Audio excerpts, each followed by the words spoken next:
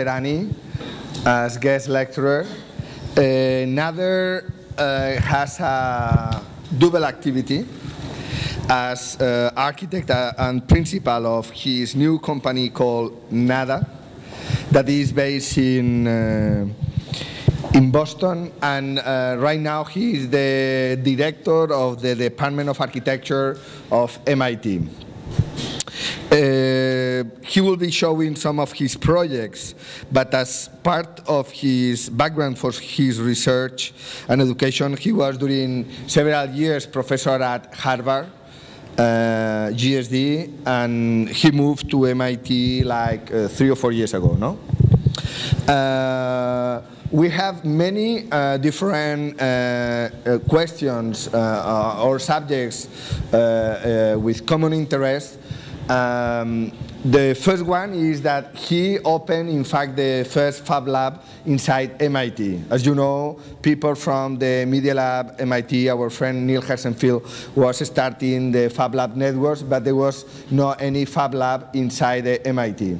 And then when he was appointed as director of the department, he decided to create a laboratory of fabrication, and even they are following some parts of the digital fabrication, the how to make almost anything in the School of Architecture. So from that point of view, we have a very clear connection, the way their students are educated and the way the students are working here. On the other hand, I have been always impressed by his work, because he's one of the few architects in the world that is able to talk in a multi-scalar way. He's able to talk about projects related with fabrication, with furniture design, structures, building houses, or even master plans. So I think that his background is very much connected with the approach that we have at IaaC, and that's why we are very happy that you are here. Thank you, Nader. Thank you.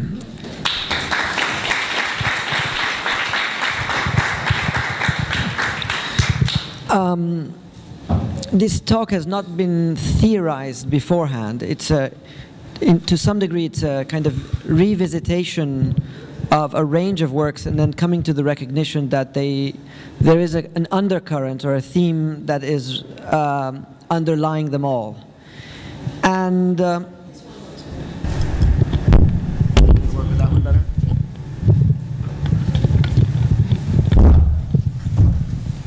Is this better? Okay. So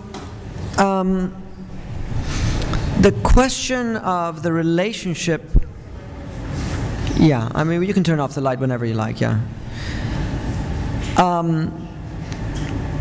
There are many things that come to bear on the question of structure and cladding between the ground and the sky, and between modes of fabrication that essentially are about suspension. And in a way, this lecture is about one project. It's one project over and over and over again until materials are exhausted, scales are exhausted, and scenarios are exhausted. In fact, there's many slides, and what I would rather do is to go faster than slower and concentrate on a few arguments and let the images, in a way, run for themselves.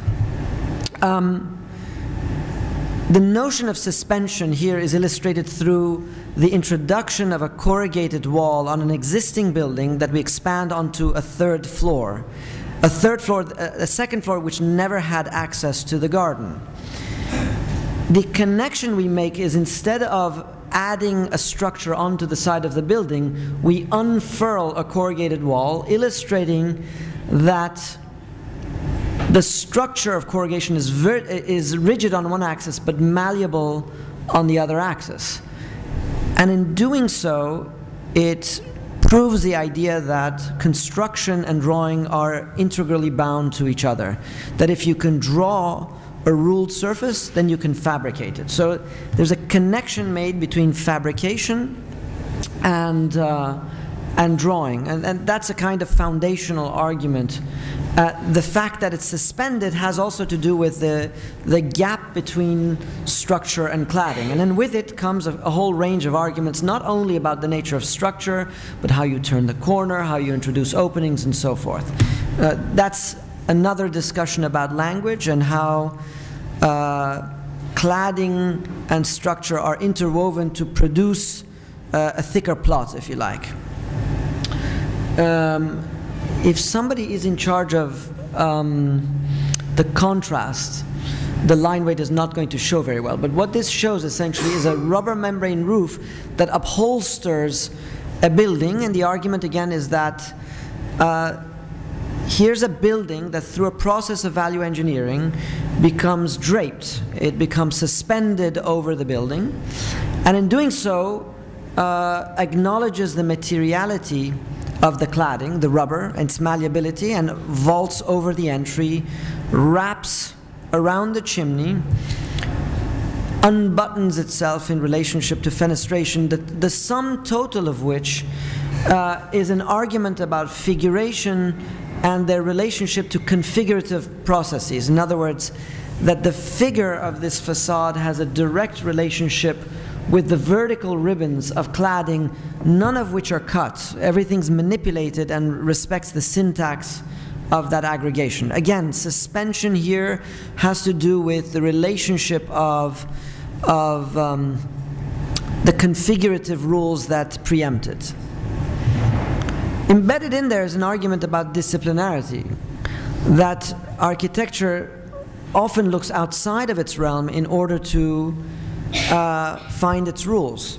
In tailoring or in the sartorial craft, we find this all the time. We find this principle all the time. This is an important drawing that we cannot see, but imagine a rectangular panel here within which is inserted a dart. A dart, for those of you who can see my hand, is the gap between my fingers. A sheet of paper is like this.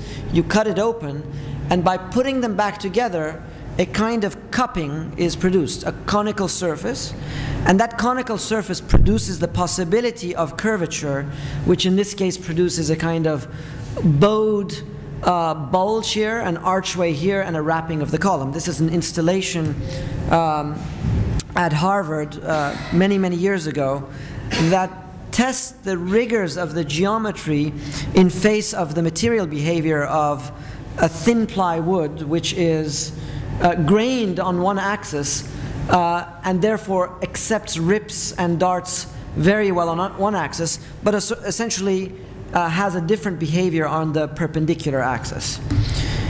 Embedded within these darts is the possibility of programming. Programming in the sense that it can accept structure and the bulges may be able to be activated through lighting systems, mechanical systems, and the whole slew of things that architecture has to accept. And indeed, concurrent with this, we had the possibility of activating that principle in a pizza shop that was a very small project that needed to work with the existing profile of a ceiling, but also incorporate the ducts, the sprinkler systems, and all of that through a paneling system that addresses the street, that in a way theatricalizes its relationship to the front, while accepting the penetrations of those things that architecture must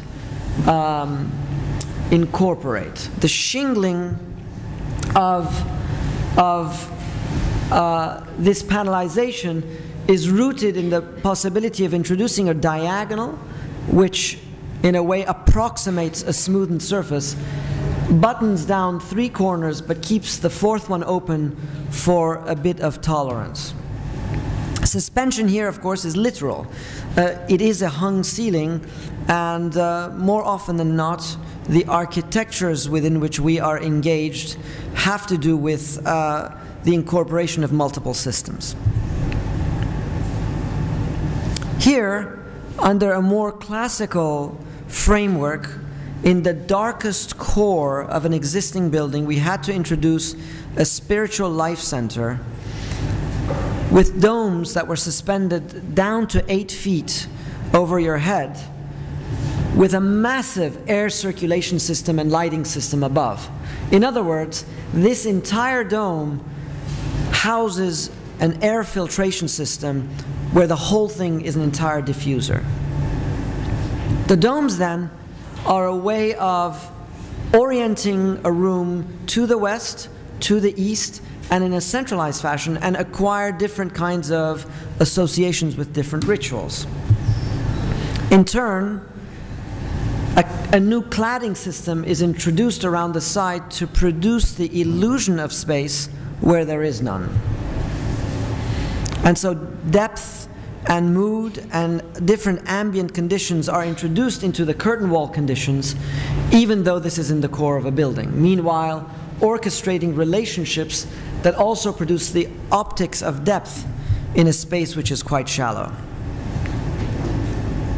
The oculi, in a way, focus on certain rituals which would happen in the center of the space, while the lighting adjustments at the periphery are gauged by a shingling system of glass that drapes to the ground where there are columns, lifts the skirt when there's lighting and the possibility of depth in the niches, and raises it to the top when there's doors and access ways.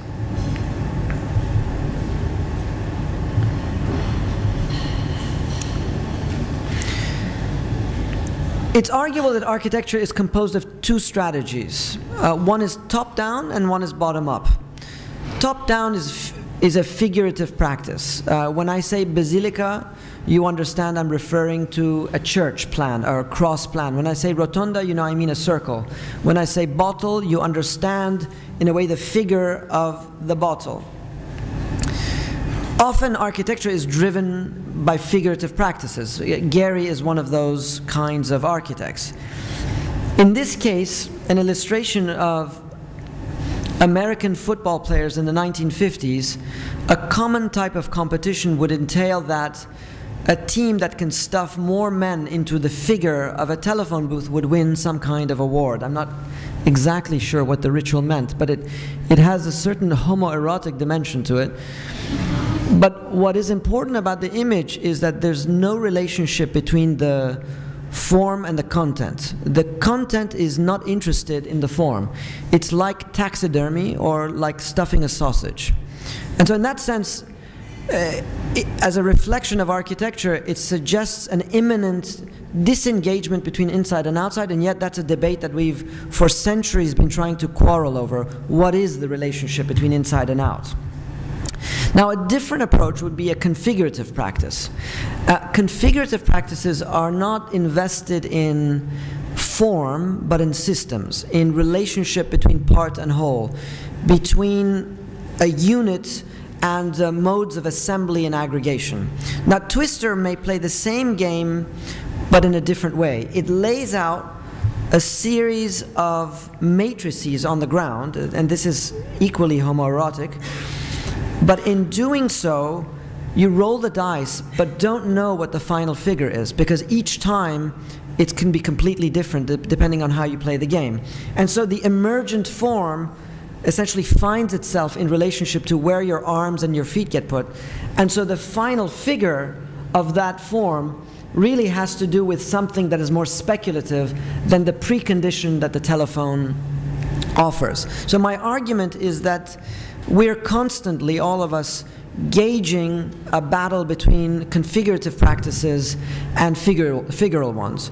And certainly my argument in a way preempts this one. My argument tries to make a case for a bottom-up approach while acknowledging that we cannot escape the figural end. So in this hotel competition for Ordos, we invented a unit, as it were, that was a hotel room, which was composed of a party wall. It enabled various kinds of layouts for those rooms. In turn, it establishes relationships between inside and outside.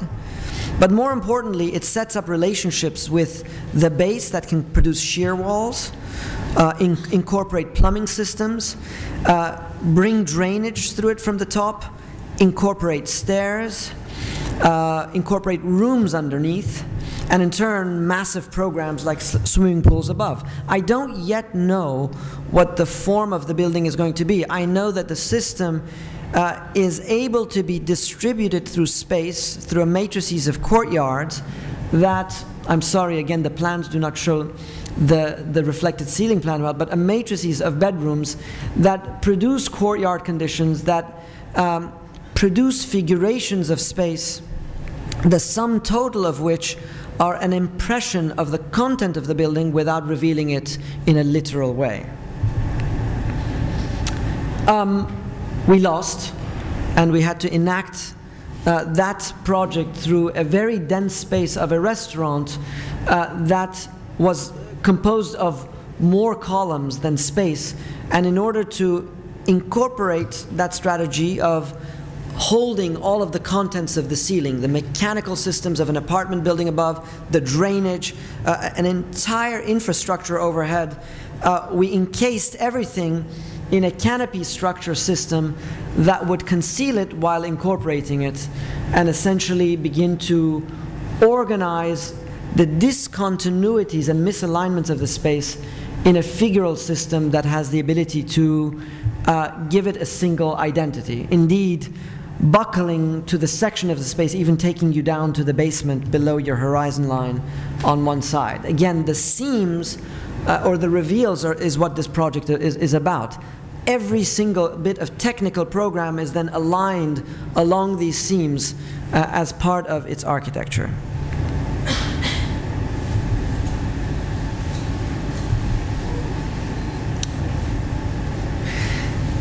The relationship between the ground and the sky cannot be more radicalized in spaces like restaurants, or in this case gas stations.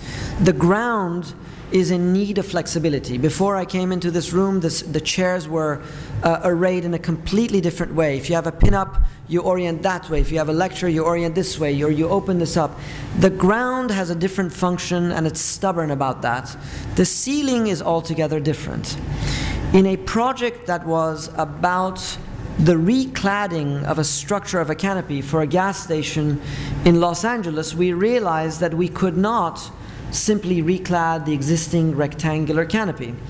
Why? Because the extensions of canopy in relationship to the dispensers had to be amplified, but unfortunately the structural system that lay underneath it could not take the loads of a larger canopy in total, and because of a huge pylon for a billboard system, we had to separate this structure from that because of the seismic zones.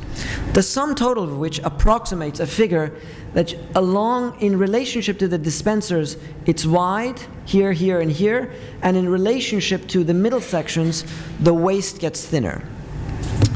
Now, as we look at gas stations and their history, we realize that there have been many ways of building them. Today, for instance, we prefab most gas stations. Pay booths are just built off-site and then trailered right in there. Classical gas stations, old-fashioned ones, were a figment of architecture. They had a base, a capital, a shaft, a cornice, a roof, and they participated in the discourse of architecture. Contemporary gas stations require branding as their main communicative function. Here was a project where the client, ironically, wanted to go from British Petroleum to Beyond Petroleum and wanted to do a green gas station. In that process of rebranding themselves, they also wanted to debrand themselves, take the sign off completely, and make an environment that emerges from the logo itself, from the Helios, and gives spatiality to the gas station. So our mission was to develop from the Helios the idea of an organic system that can control all.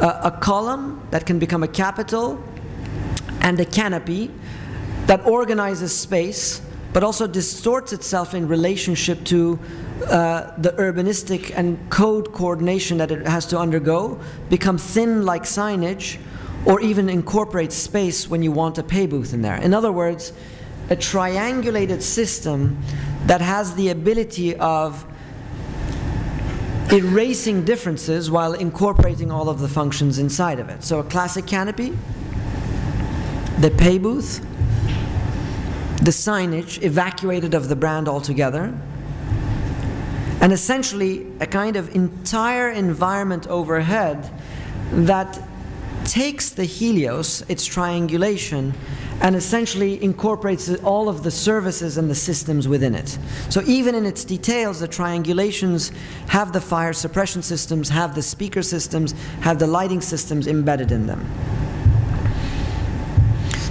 The notion here was that somehow one develops a parametric system that is at once geometric, if you want to speak about it technically, but the parameters are the result of constraints. Structural parameters, mechanical parameters, functional parameters, circulational parameters, and at the end, this becomes a stealth signifier in the suburban landscape. The actual brand, if you haven't noticed yet, then resides in those areas where you can actually communicate it. Imagine blades of grass with the words above it that say gas station.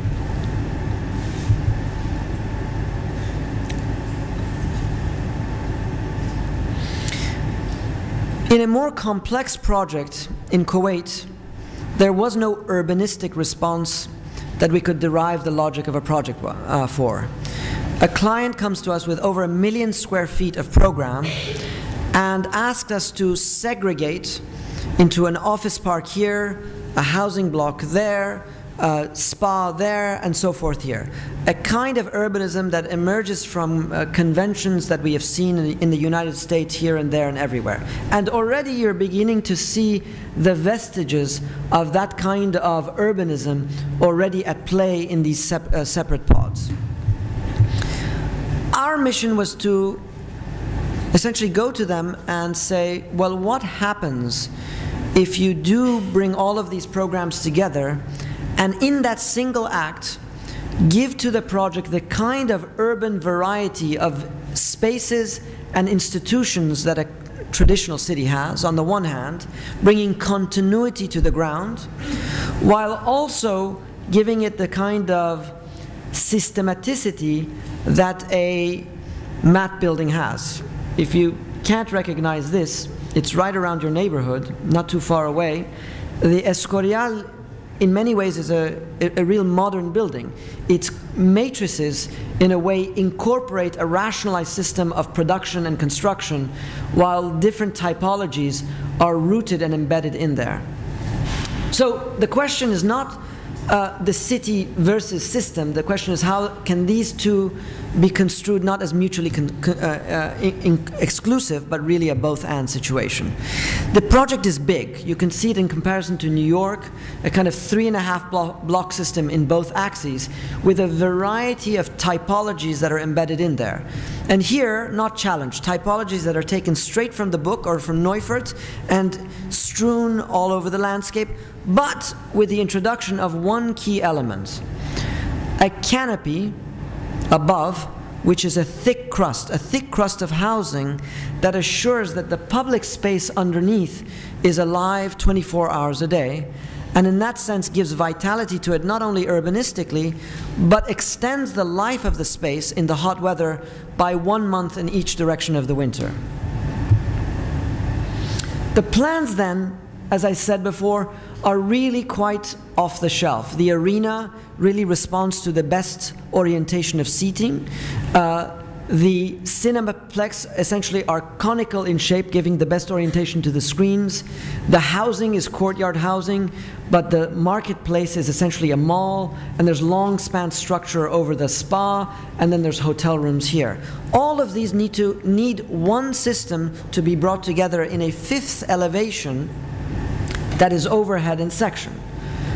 And that 5th ceiling is the reflected ceiling plan, composed of a series of structural coffers that migrate from one geometry to another.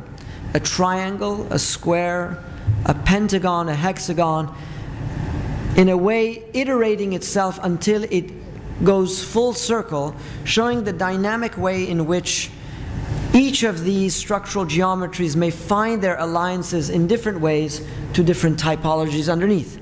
In other words, The typologies do not change because nature, the optics of a theater don't change that much, but the system or the matrix that binds them together must find a way to accommodate the sectors in which they belong. Again, this is a reflected ceiling plan, rather invisible to your eye, so hopefully this will show. The coffering is composed of, in this case, a hexagonal system that goes to a circular system. Excuse me, circular to hexagonal. Is this visible or hardly visible? Which is for the support pylons.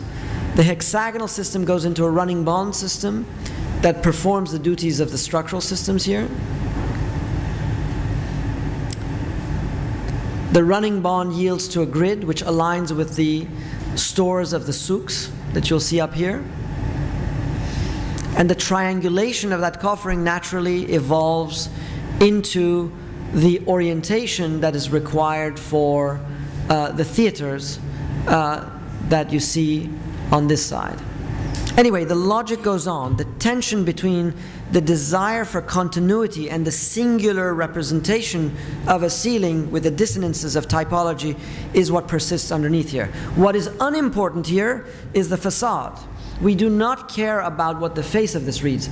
The facade of this building is that space underneath here, and how, in a way, through a differentiated system, all of this is held together. So these differences are then encoffered somehow and transformed in the structural system. Now, we won the competition, but it hasn't been built yet, and so we began to test these in a series of installations, this one for the ICA. And essentially, we tested it through a Voronoi diagram, thinking that if we develop a fluid system that deals with orthogonals and other forms of organization, it could actually navigate from arches to vaults to domes and many other configurations. And so incrementally we could begin to imagine sheet material that acts as that coffering system and essentially becomes different depths and different organizations with respect to the configurations it has to control. Here a wall, here a twist, here an arch, here a ground, here a dome. All of these are configured slightly differently to accommodate, essentially, this is not showing, so I'm going to go forward, to accommodate various conditions of structure. Here the shallow part, here the deep part. What you don't see in these images is the drastic way in which the structure failed, because you don't see the 6 tensile members that aptly fit into the theme of hungness in this lecture, but you see the way in which the fat or the blubber of the installation is showing on the side. That is the failure of structure and geometry coming together. The reason for that, of course, is simple, because coffering is strong this way, it is not strong that way. And so to rectify this, we had to go to China and reconceptualize this in the same installation with a different configuration. Here, a kind of twisted figure 8 plan yields a dome on one side, but a bowl on the other side. The dome offers a compressive system of structure, and the bowl, naturally, with weight on it, a tensile system. And then these two systems essentially work to give structure to not a system that is rooted in blocks that build up to a keystone, but quite the opposite, a series of cells that extend the keystone all the way down to the ground. In doing so, make possible a speculative position with respect to structure that actually holds itself up.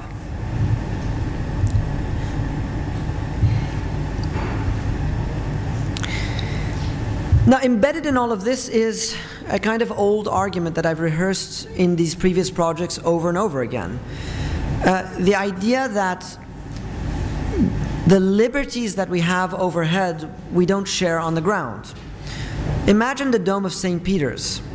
Representationally, a kind of the center of Catholicism, the way it brings in light, the iconography that's associated with it, this is the height of all domes. The ground stubborn as ever, refuses to yield any pleasure. Its mere flatness is stubborn and dogmatic. But let's look back up at the dome again. It actually isn't a dome. It's at least two domes. The dome on the interior is not the dome on the exterior. So the thesis about the hung ceiling is actually persisting through a theory of tectonics that persists a great range over time. Many of the domes that were built, Florence included, needed the double shell system because it incorporated the one shell as a basis for the construction of the other. And so the space between is actually quite important in imagining that architecture is composed of representational and actual elements. And tectonics is not about the way things are built, but it's the space between fact and fiction of building. Nothing can make this more apparent in the radical schism between the configuration of buildings and the figuration of buildings of certain contemporary heroes. Imagine the pleasure that you see when you see this, and the upset when you realize that this is essentially the taxidermy of flat surfaces on the inside. There is no organizational relationship between that and this. They are merely two systems that are superimposed on each other. Now, that doesn't mean that all buildings are like that, and if anybody, Rem radicalized through Jussieu and a series of other projects the possibility that the ground and the sky are speaking to each other in interactive ways. The problem is that that's 1% of commissions out there. The majority of commissions really deal with the world with shit like this. The mechanical systems overhead, hung ceiling systems that conceal them, a ground that is lifted off to incorporate all of the kind of computer cables and all of that. We live in a structured world of cladding. It is cladding that persists, not structure. In a way, structure becomes secondary to the very systems that activate it: sprinkler systems, diffuser systems, lighting, among other things. So in theorizing that position, we try to also radicalize it in the design of Bank Restaurant in Boston. Here, the radical flexibility that needed to be incorporated into the ground made it beneficial to inherit all of the systems above, the structure, the mechanical systems, even the wine room, the columns and everything becomes associated with the roof, so that the ground is in a way yielded as a flat terrain, accepting of anything. These tables may be organized in any way, in any orientation for different events. The structure that's inherited from above produces the ribs by which the smaller structural systems are added.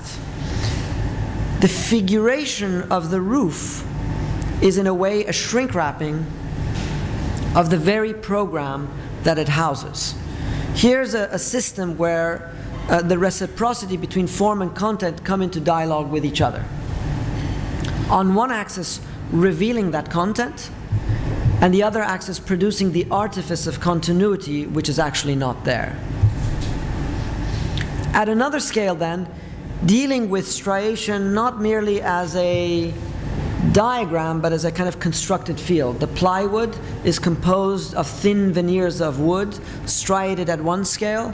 The zebra bamboo is striated at another scale, and then the space itself is striated at yet a third scale. If all of this is about an architecture of optics, it is obvious, because all of architecture in a way could be argued to bias visuality and vision. But there are few spaces that you deal with as part of an architect that in many ways cannot bias optics, because the other senses in a way are trump cards. The toilet is one of those cases. We wanted to design a toilet that was thematized around the one unit, a unit of geometry that binds all of it together. In looking at the toilet itself, its toilet paper, its sink, and the very mechanical systems above, the sprinkler systems, we realize that the proto-circular geometry is the one thing that could bind it all together. Wouldn't it be wonderful if you took a shit under a massive, huge dome overhead? And we imagined that a huge dome overhead would be the object of reflection as you sat on the loo. What the toilet is missing, what the dome is missing is the oculus, the space beyond. In its stead, the oculi inhabit another space on the wall, establishing a relationship between men and women which would normally not be allowed. In that space of vision, there are mirrors on either side where men see themselves in the space of women and vice versa. But more importantly, beyond visuality, let's be reminded that the toilet is a space of odor, and it is the odor that has allowed it to migrate from one side to the other. On top of that, there are sounds that come from the toilet. And in order to conceal those sounds, we had to introduce a kind of soundscape in there, which is a recording of what those people are saying outside in the restaurant about those people taking shits on the inside. Muddled up in there comes together a kind of cacophony of senses. Now, if it isn't clear yet, underlying all of these systems of construction, relationships between form and content, there is a kind of undercurrent of semantics, processes of signification, the production of meaning, and we're reminded that meaning is a slippery topic. There's no definite relationship between form and content. You remember the passage in The Little Prince where the snake swallows essentially, what was it? A hat. And in a way, one doesn't remember what you're looking at. The double entendre, or the kind of the slippage of meaning, is embedded within all of the way in which architecture works. Literality is evaded at every moment through a slight slippage in the relationship between form and content. And this is a kind of persistent theme that yields all architectural work. Now, as a sister project to the Bank Restaurant, we were asked for a significant financial company in New York to do a cafeteria and servery.